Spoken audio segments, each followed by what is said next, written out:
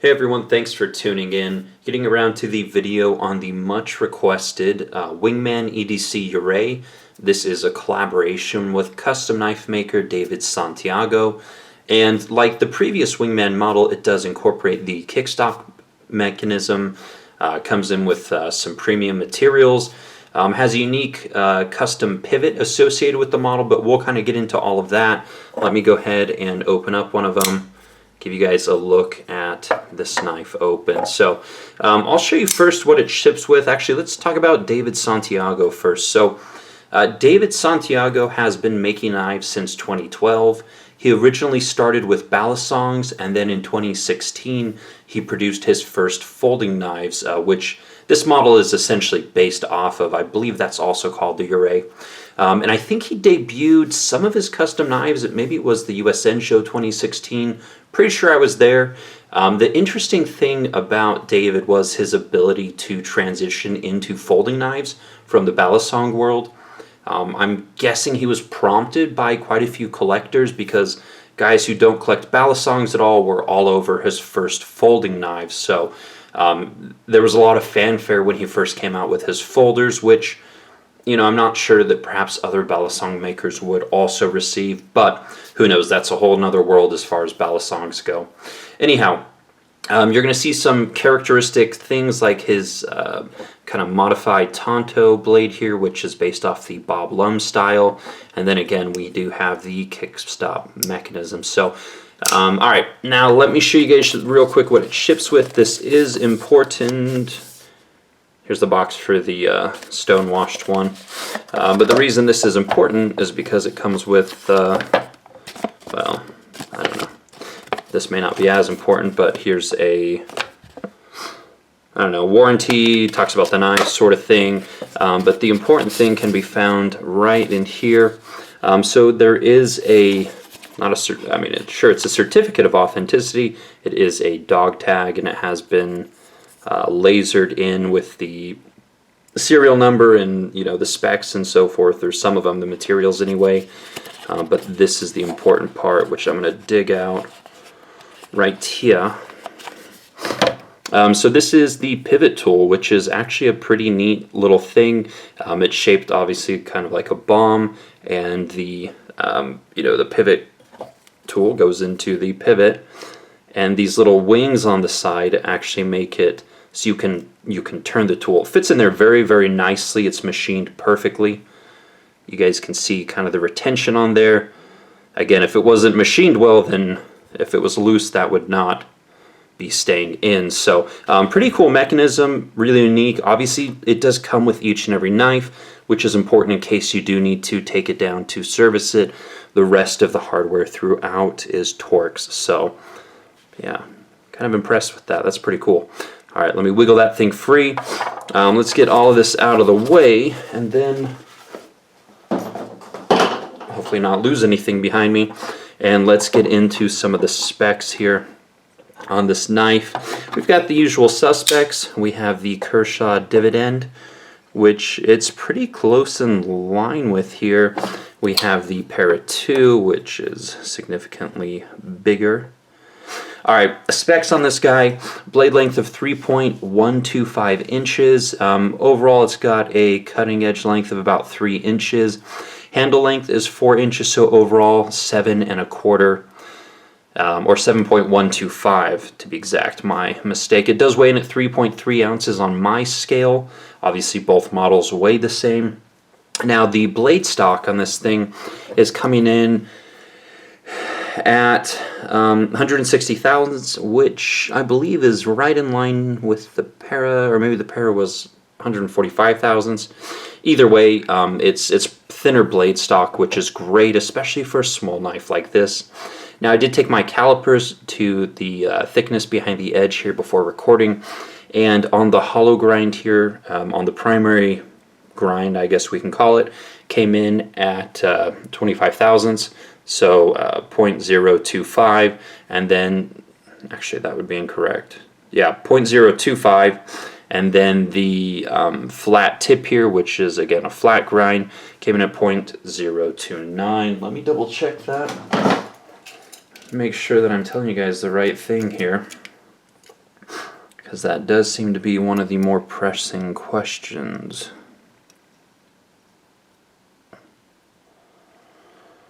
Yeah, 2.5, 2.7, right there, in that range. Anyway, it's coming in pretty thin here on this hollow grind, and the tip is fairly thin as well, which again we'd want from kind of a smaller knife like this. Definitely no need to have a big beefy stock on you know, a knife with a 3.125 cutting edge, so, or blade length. All right, now the other important size comparison is going to be the first model, which is the Dr. Death Flipper, the MDD-K, because these ones are coming in slightly bigger, and it does make a difference. I'm going to use the darker ones here since they're going to show up better on the camera. So, let's see how we're going to do this.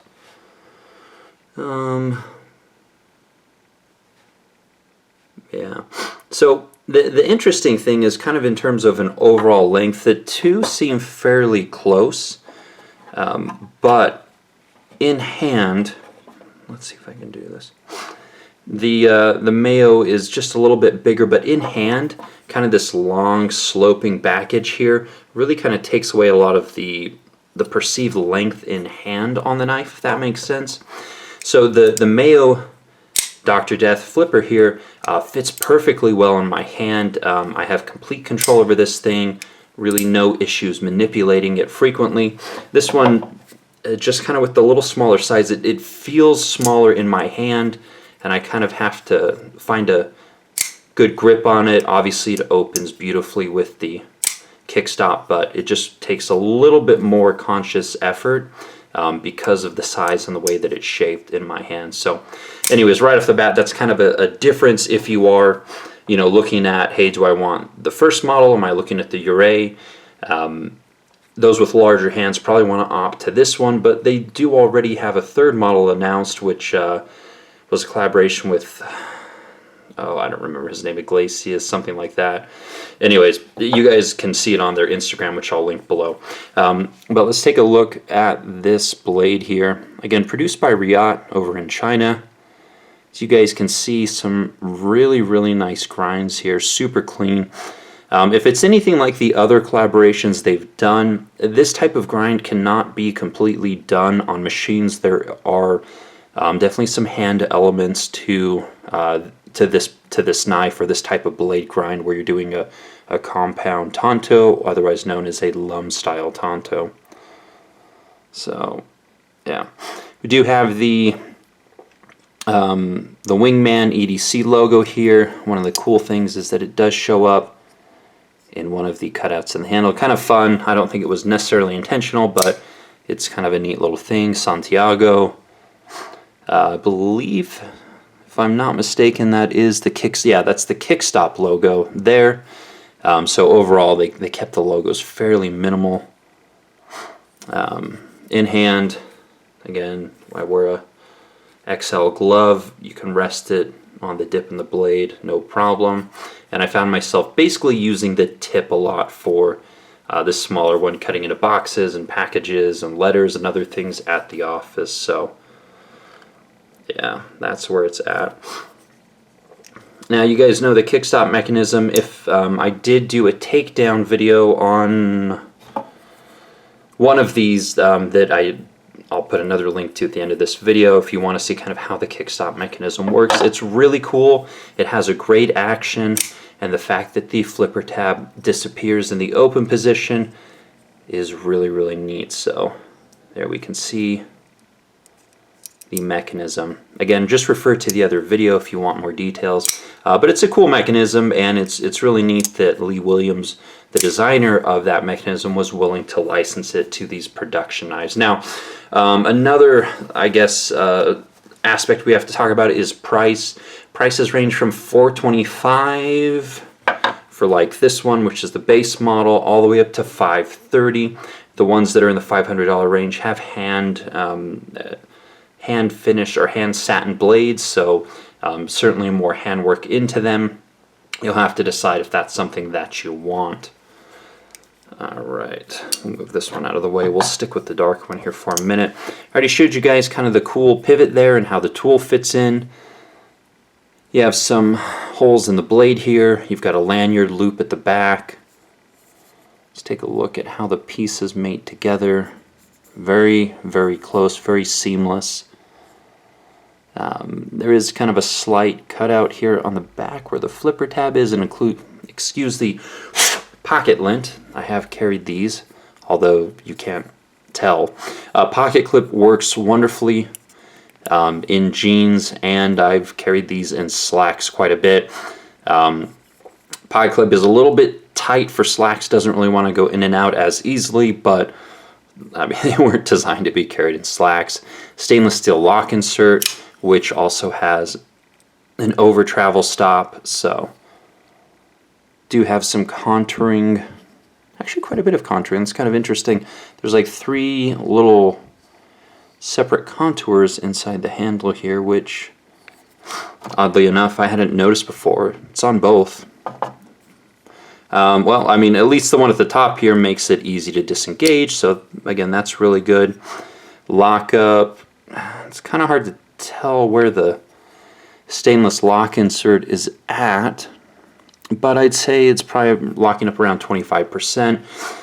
Very, very solid. I mean, overall, the knife is small, but it feels very stout and very capable in your hand. It doesn't feel at all dainty or flimsy or delicate. It feels like a little tank. So, you know, that's, I guess, another aspect of it.